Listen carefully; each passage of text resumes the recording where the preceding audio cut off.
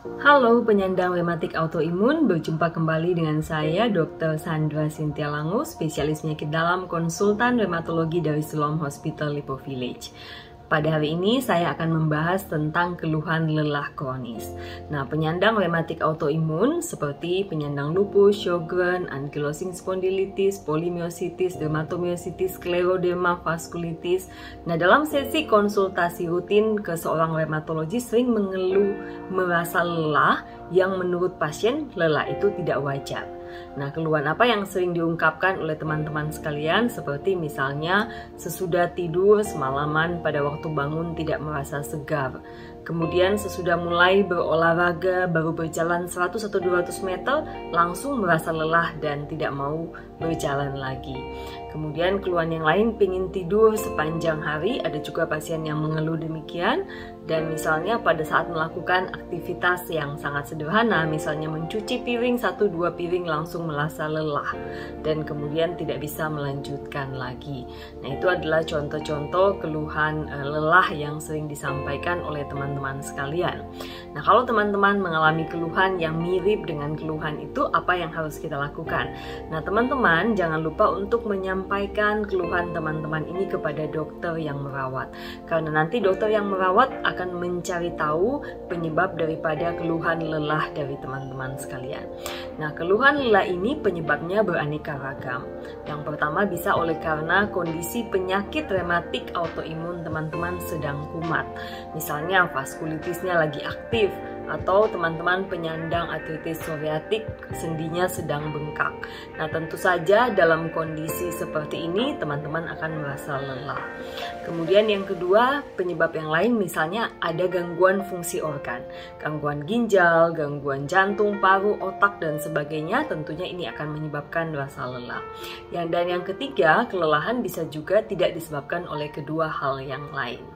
Nah, teman-teman, nanti dokter akan melakukan pemeriksaan, baik pemeriksaan fisik, pemeriksaan darah, atau pemeriksaan penunjang yang lain untuk mencari tahu kenapa teman-teman merasa sangat lelah. Nah, pada kondisi penyakit teman-teman sedang aktif, tentunya sangat suatu hal yang wajar bahwa teman-teman akan merasa sangat lemas dan lelah.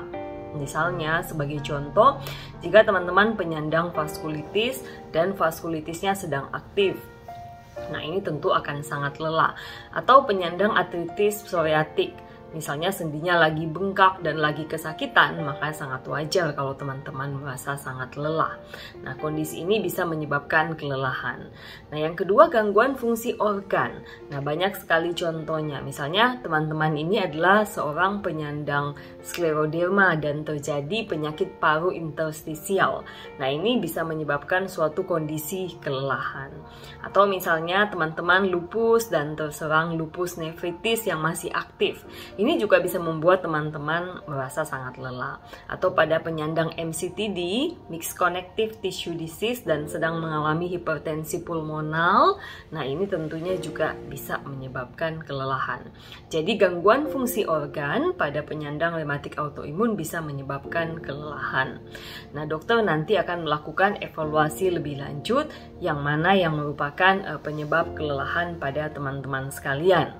Nah, setelah dilakukan pemeriksaan yang lebih lanjut, tentunya teman-teman nanti dokter akan memutuskan yang mana penyebabnya. Nah, kadang-kadang memang dokter tidak melihat ada penyebab dari sisi penyakit rematik autoimun teman-teman, sehingga nanti akan mencari penyebab yang lain. Nah, ada penyebab-penyebab lain daripada kelelahan kronis. Misalnya kalau terjadi anemia misalnya. Anemia ini memang bisa berhubungan dengan penyakit rematik autoimun yang teman-teman sandang. Nah, itu tentunya juga bisa menyebabkan suatu kelelahan kronis. Penyebab yang lain misalnya kalau kadar gula darah tinggi, teman-teman menderita diabetes, menyandang diabetes, kemudian adanya gangguan elektrolit, misalnya kekurangan garam, kekurangan kalium, adanya gangguan hormon, misalnya hormon tiroid, juga hormon kortisol, ini juga bisa menyebabkan kelelahan kronis. Kemudian apabila juga teman-teman ada gangguan fungsi hati, gangguan fungsi ginjal, penyakit infeksi, ataupun kegemukan, hal-hal inilah yang bisa menyebabkan terjadi kelelahan kronis pada teman-teman sekalian. Nah, teman-teman sekalian, jadi banyak sekali ini penyebab daripada kelelahan kronis yang harus dievaluasi oleh dokter dengan pemeriksaan lanjutan. Nah, sesudah itu kita akan memutuskan nanti penyebabnya. Nah, teman-teman, sesudah mendengar ulasan yang tadi, mungkin teman-teman sudah bisa melihat kira-kira yang menyebabkan teman-teman merasa sangat lelah ini apa. Nah, kita termasuk dalam golongan yang mana nih kelelahan kita? Apakah karena penyakit kita yang masih aktif? Apakah karena ada gangguan fungsi organ akibat penyakit rematik autoimun yang belum teratasi? Atau bukan karena sebab-sebab itu? Dengan penjelasan saya ini dan mengetahui penyebab kelelahan teman-teman, nah ini merupakan suatu awal bagaimana kita bisa mengatasi kelelahan ini. Demikian penjelasan saya, semoga bermanfaat. Sampai bertemu kembali dalam Instagram Autoimun Rematik Info edisi selanjutnya.